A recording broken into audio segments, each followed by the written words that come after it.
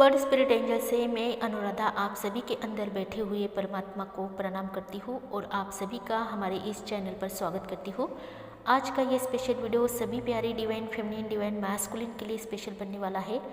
जिनके जीवन में dark night of the soul का एक्सपीरियंस जिन्होंने किया है वो अपने अनुभव को यहाँ पर शेयर कर सकते हैं, कमेंट बॉक्स में लिख सकते हैं कि आपका ये एक्सपीरियंस कैसे रहा है। इसी के बारे में आज का ये स्पेशल वीडियो हमारा इस महत्वपूर्ण टॉपिक पर बनने वाला है। Dark night of the soul के बारे में बहुत से लोगों ने अलग अलग डिस्क्राइब किया हुआ है। इसके बारे में आप ज़्यादा से ज़्यादा जानकारी लेने की कोशिश कर सकते हैं। डार्क नाइट ऑफ सोल का पीरियड का एक स्पेसिफिक टाइम होता है जो एक रात का हो सकता है, लेकिन इस रात के आने तक की शुरुआत पहले से ही हो चुकी होती है। 15 डेज़ पहले या मंथ पहले ही आपकी इस रात की शुरुआत हो चुकी होती है, जो कि बहुत ही डार्कनेस वाले वो दिन होते हैं आपके।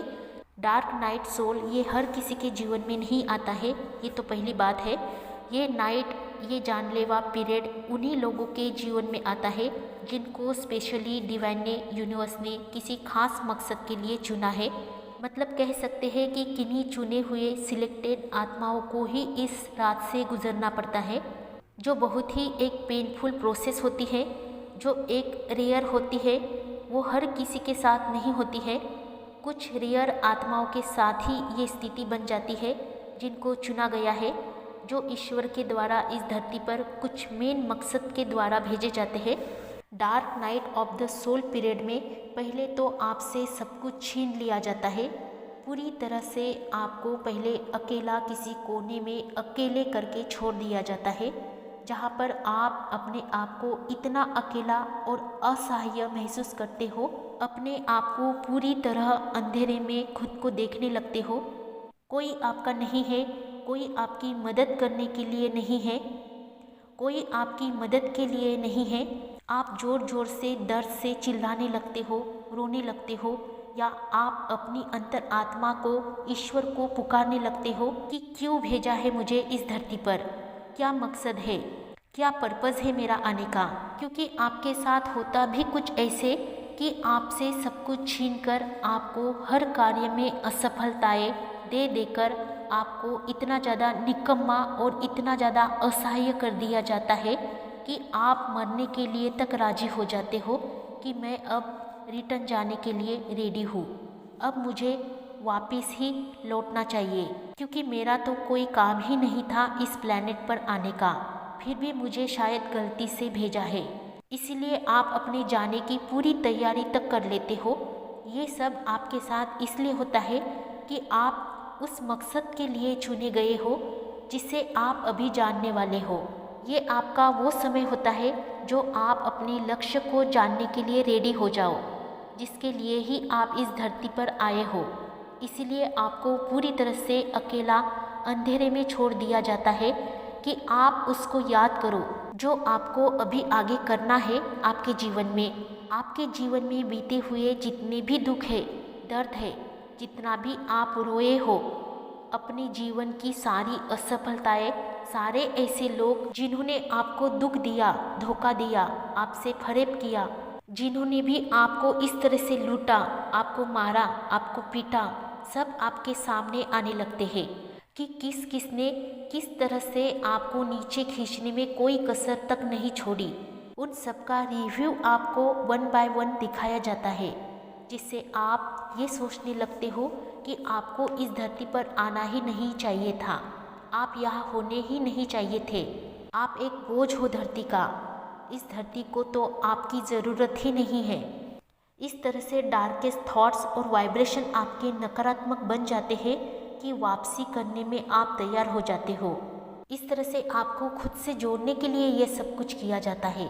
आपको ये सब इसलिए झेलना पड़ता है इस पीरियड में, ताकि आप प्रिपेयर हो जाए, इस दर्द को आप फेस कर पाए, इस दुख का आप सामना कर पाए। और इस पीरियड में ऐसा होता है कि या तो आप पूरी तरह से टूट टूट कर बिखर जाते हो, या आप आकाश में उड़ान भर लेते हो। लेकिन जैसे जैसे इन चीज़ों को आप कैसे भी करके जी लेते हो या सहते जाते हो और सहते ही जाते हो, लेकिन इसके बावजूद भी आपका परमात्मा के प्रति विश्वास कभी कमज़ोर नहीं होता है।